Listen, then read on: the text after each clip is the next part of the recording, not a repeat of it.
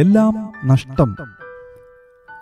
സ്വർഗത്തിൽ നിലനിൽക്കുന്ന ഉത്തമ സമ്പത്ത് നിങ്ങൾക്ക് ഉണ്ട് എന്നറിഞ്ഞ് സമ്പത്തുകളുടെ അപഹാരവും സന്തോഷത്തോടെ സഹിച്ചുവല്ലോ.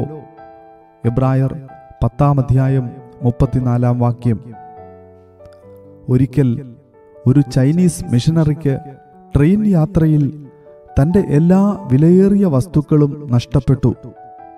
ദീർഘനാൾ താൻ ഉപയോഗിച്ച വേദപുസ്തകം, ദീർഘനാൾ കൊണ്ട് ശേഖരിച്ച തനിക്കിഷ്ടപ്പെട്ട പാട്ടുകൾ അടങ്ങിയ ബുക്ക്, തൻ്റെ എല്ലാ സ്നേഹിതന്മാരുടെയും മേൽവിലാസമടങ്ങിയ ഡയറി, തൻ്റെ പ്രസംഗത്തിൻ്റെ നോട്ടുകൾ എന്നിവ. അതിനാൽ അദ്ദേഹം വളരെയധികം നിരാശനായി.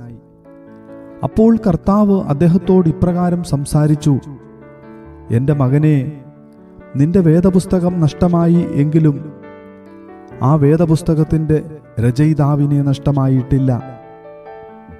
പാട്ടുപുസ്തകം നഷ്ടമായെങ്കിലും ഞാൻ നിന്റെ ഹൃദയത്തിൽ നൽകിയ പാട്ടുകൾ നഷ്ടമായിട്ടില്ല.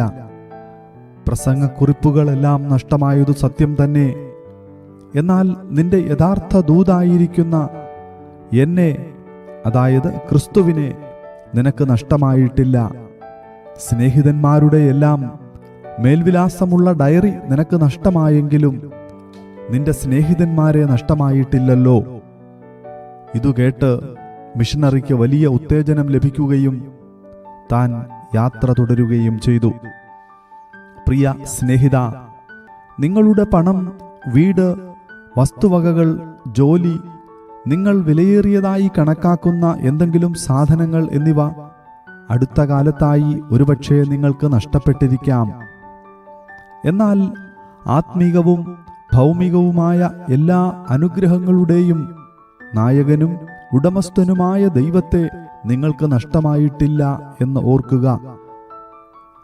അവന്റെ ദിവ്യശക്തി ജീവനും ഭക്തിക്കും ആവശ്യമായതൊക്കെയും നമുക്ക് ദാനം ചെയ്തിരിക്കുന്നുവല്ലോ എന്ന് 2 പത്രോസ് 1:3 വായിക്കുന്നു.